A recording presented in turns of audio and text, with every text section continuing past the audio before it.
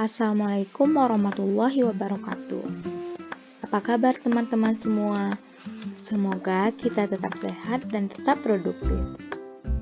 Pada kesempatan kali ini, kami dari kelompok 4 akan membahas mengenai penyelesaian soal rekonsiliasi fiskal.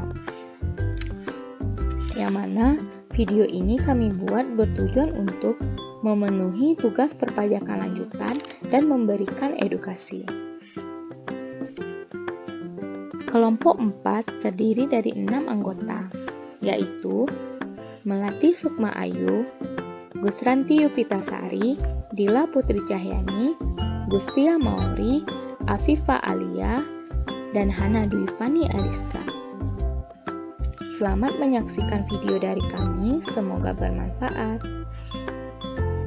Nah, yang pertama kita akan melihat soal rekonsiliasi fiskal yang akan kita bahas. Dalam soal ini telah disajikan laporan keuangan komersial dari PT Cahya Baru untuk tahun buku 2018. Perusahaan ini bergerak dalam bidang usaha dagang. Terdapat keterangan tambahan mengenai soal ini, yaitu yang pertama, dari penjualan tahun ini terdapat penjualan kepada Bendaharawan Dinas Pariwisata Riau sebesar 100 juta. Serta Bendaharawan Dinas Pertanian sebesar 50 juta.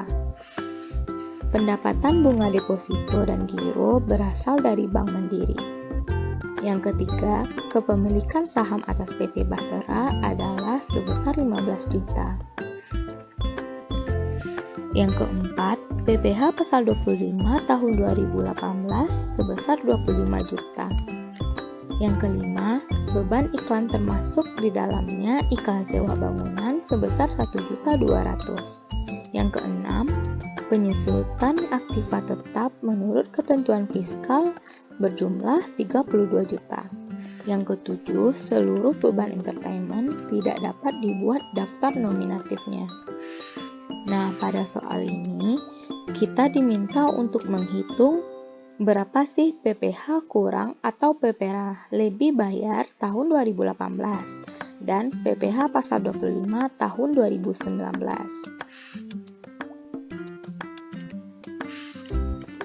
Nah, lanjut saja kita membahas mengenai penyelesaian soal ini.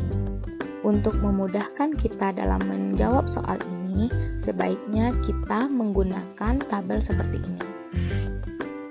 Terdiri dari kolom keterangan, komersial, koreksi fiskal, dan laporan menurut fiskal, dan keterangan.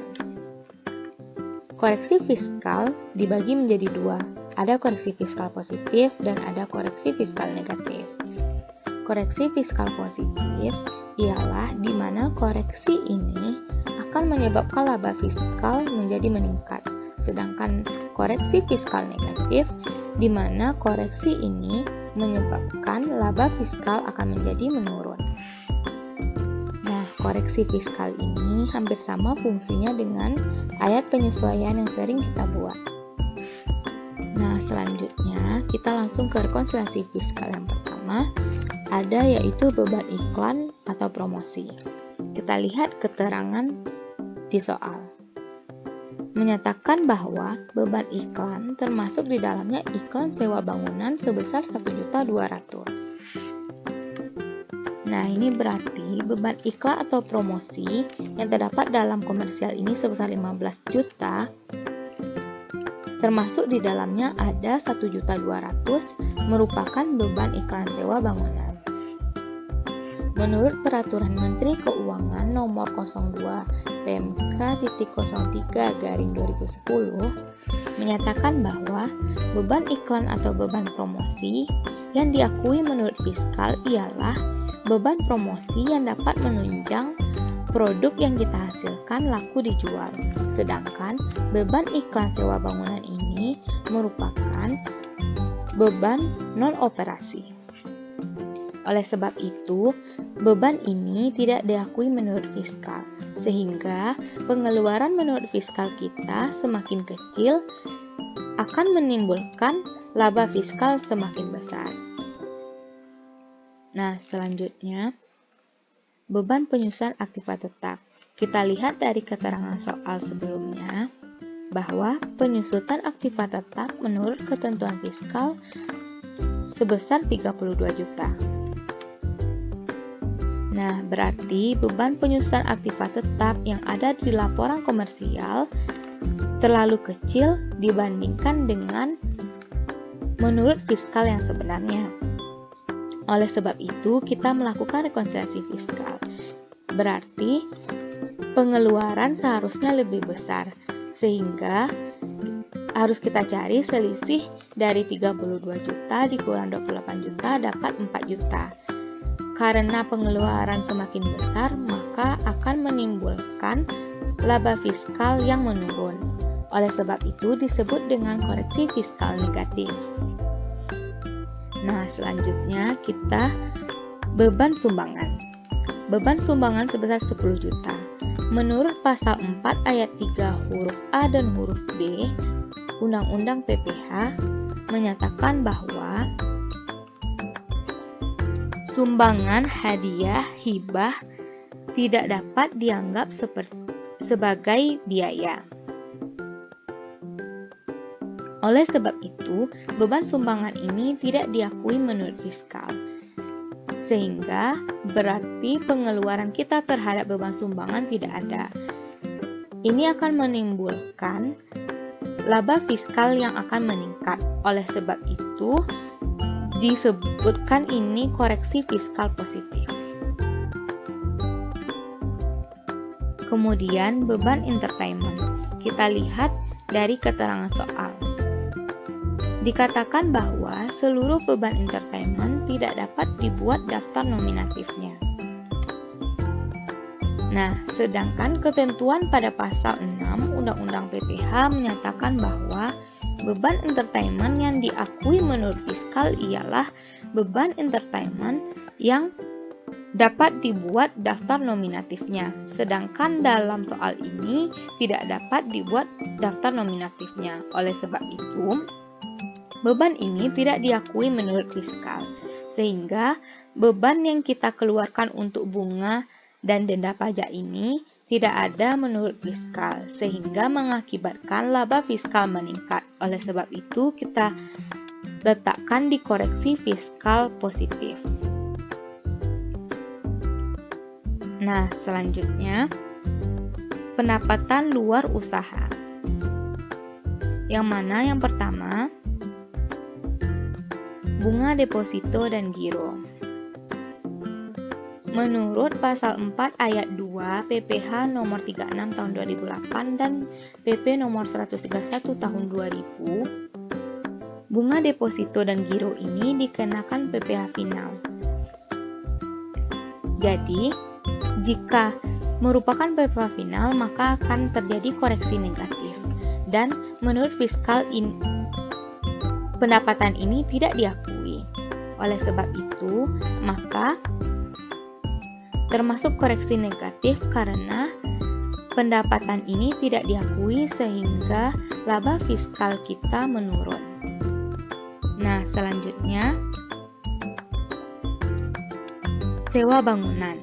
Begitu juga dengan sewa bangunan, laba atas penjualan tanah dan bangunan, laba atas penjualan mobil. Ini adalah termasuk akun-akun yang dikenakan PPH final, sebagaimana terdapat dalam pasal 4 ayat 2 Undang-Undang PPH nomor 36 tahun 2008. Maka PPH yang mendapatkan PPH final ini, maka terjadi koreksi fiskal negatif karena pendapatan yang tidak ada dalam menurut fiskal ini, maka akan mengurangi laba fiskal kita. Oleh sebab itu, dimasukkan ke dalam koreksi fiskal negatif. Nah, setelah menyelesaikan ini, kita menjumlahkan penjualan dikurang dengan harga pokok penjualan, kemudian dijumlahkan semua beban-beban dan dijumlahkan semua pendapatan luar usaha. Kemudian Laba kotor ini dikurang dengan beban usaha, didapat laba usaha, kemudian ditambah dengan pendapatan luar usaha, maka didapat laba sebelum pajak sebesar Rp200.019.554.000.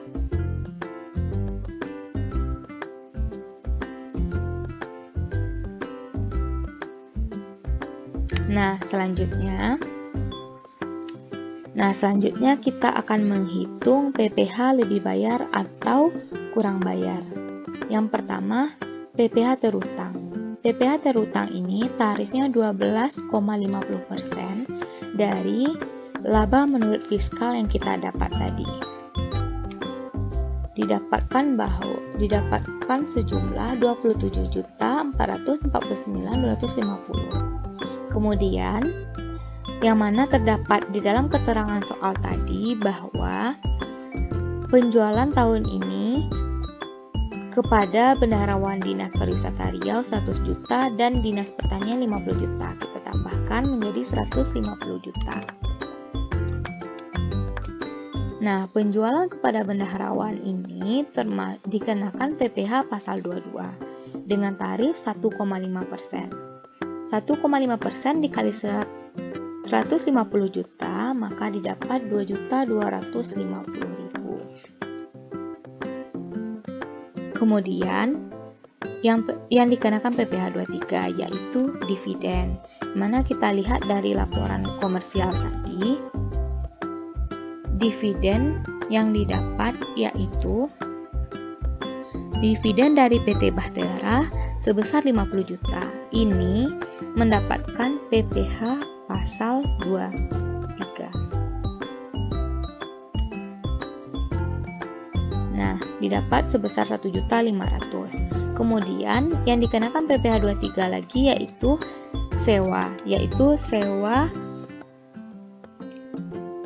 sewa alat-alat dan sewa kendaraan, yaitu sebesar 5 juta dan 12 juta dijumlahkan menjadi 17 juta.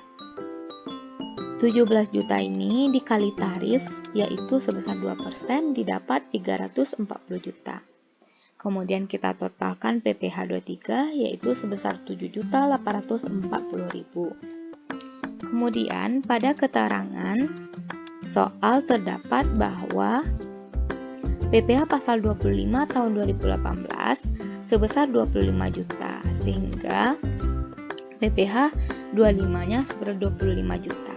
Kemudian kita jumlahkan semua PPh 25 dan kita bandingkan PPh terutang dengan total kredit pajak yang ada, yang berasal dari jumlah PPh 22, PPh 23, dan PPh 25. Didapat bahwa kredit pajaknya lebih besar daripada PPh terutang, maka terjadi PPh lebih bayar sebesar 7.640.750.